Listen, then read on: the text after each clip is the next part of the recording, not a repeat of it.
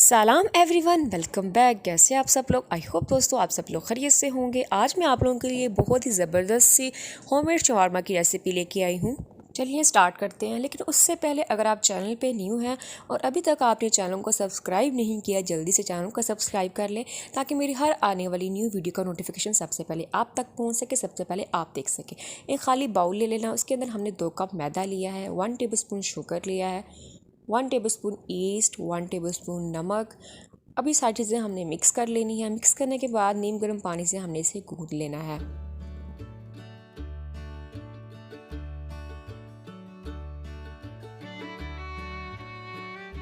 One table spoon butter add کریں گے، آپ چاہیں جس میں کوکنگ آئل بھی ایڈ کر سکتے ہیں۔ اب اچھی سے ایک سافٹ سی ہم نے ڈو بنا لینی ہے۔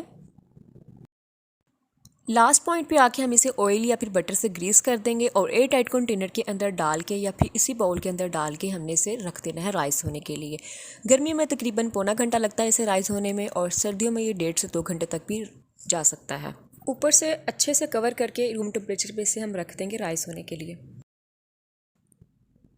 400 گرام ہم نے بون لیس چکن لے لیا، اچھے سے واش کر لیا۔ اب اس کے اندر ہم نے half table spoon black paper add کرنا ہے، ہاف ٹیبل اسپون تکا مسالہ ایڈ کریں گے، 1/4 ٹیبل اسپون اس میں دھنیا پاؤڈر ایڈ کر دیں گے، half table spoon salt add کریں گے، half table spoon red chilli powder add کر دیں گے، اور 1/4 ٹیبل اسپون اس میں ہلدی powder, 1 table spoon ginger garlic کا پیسٹ ایڈ کریں گے۔ اب سب سے لاسٹ پہ ہم یہاں پہ 1 ٹیبل اسپون چلی ساس اور 1 ٹیبل اسپون سویا ساس ایڈ کر رہے ہیں۔ اگر آپ کے پاس پڑی ہوئی ہے، گھر میں موجود ہے، تو آپ لوگ ایڈ کر لیں، ادروائز اسکپ بھی کر سکتے ہیں۔ اور اگر گھر میں دہی موجود ہو، تھوڑا سا اس کے اندر 1 ٹیبل اسپون کے قریب دہی بھی ایڈ کر لیں، بہت اچھا سا فلیور آتا ہے دہی کا۔ ساری چیزیں ڈال کے اچھے سے مکس کر کے اس کو میرینیٹ کر کے ہم نے آدھے گھنٹے کے لیے رکھ دینا ہے روم ٹمپریچر پہ۔ آدھا گھنٹہ ہو چکا ہے چکن کو میرینیٹ کیے ہوئے۔ اب ہم نے ایک پین لے لیا ہے، 1 ٹیبل اسپون کے قریب ہم نے اس کے اندر بٹر ایڈ کیا ہے۔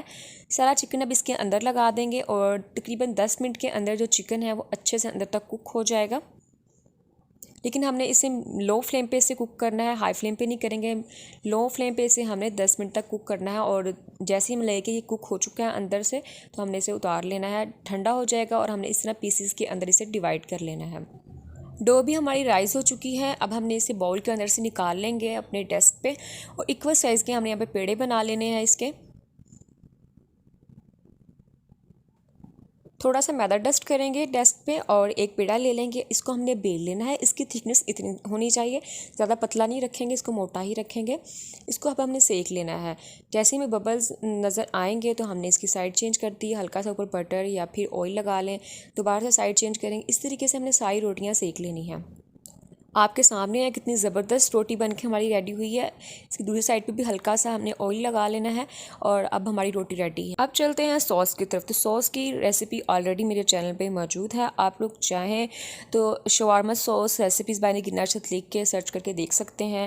تو یہ والی جو سوس ہے، یہ جگاڑو سوس ہے، جلدی مطلب جب کچھ نہ ہو تو جلدی ہم نے کیسے بنانی ہے۔ تو 3 ٹیبل اسپون ہم نے اس میں مایونیز، 3 ٹیبل اسپون کیچپ اور ہاف ٹیبل اسپون میں ہم نے بلیک پیپر ایڈ کر کے اچھے سے مکس کر لیں، ہمارا سوس ریڈی ہے۔ اب بریڈ کے اوپر سوس لگائیں گے۔ اب اس کے اوپر ہم چکن لگائیں گے اپنا ریڈی کیا ہوا، جتنا بھی آپ لوگوں کو پسند ہے اتنی اماؤنٹ میں اس پہ چکن لگائیں گے۔ سلاد میں یہاں پہ میں نے کھیرا اور پیاز ہی لیا ہے، آپ لوگوں کو جو بھی پسند ہے سلاد میں وہ آپ لوگ اس کے اندر ایڈ کر لیں، اور اوپر سے چاہیں تو دوبارہ سے اس پہ سوس لگائیں اور اسے بند کر دیں۔ اب چاہیں تو آپ لوگ اسے ایسے ہی بند کر لیں، یا پھر آپ لوگ اسے بٹر پیپر کے اندر اسے ریپ کر لیں۔ تو کیسی لگی آپ لوگوں کو آج کی ریسیپی؟ اگر اچھی لگی ہو تو لائک ضرور کیجیے گا ویڈیو کو، چینل پہ نہیں ہو تو جلدی سے چینل کو بھی سبسکرائب کر دیجیے گا۔ بہت محنت کی ہے یار میں نے، اور روزہ رکھ کے میرے سے بالکل نہیں بولا جا رہا۔ اگر آپ لوگوں کو ویڈیو اچھی لگی ہو تو لائک ضرور کر دیجیے گا، اگر کچھ بھی سمجھ نہ آیا تو آپ کمنٹ باکس سے مجھ سے پوچھ سکتے ہیں، میں آپ لوگوں کو وہاں پہ گائیڈ کر دوں گی، اور باقی جو انگریڈینٹس ہیں وہ ڈسکرپشن باکس میں دوبارہ سے دے دوں گی۔ ملتے ہیں زبردست سی ریسیپی کے ساتھ نیکسٹ ویڈیو میں، تب تک اپنا بہت سارا خیال رکھیں، مجھے اپنی دعاؤں میں یاد رکھیے گا۔ اللہ حافظ۔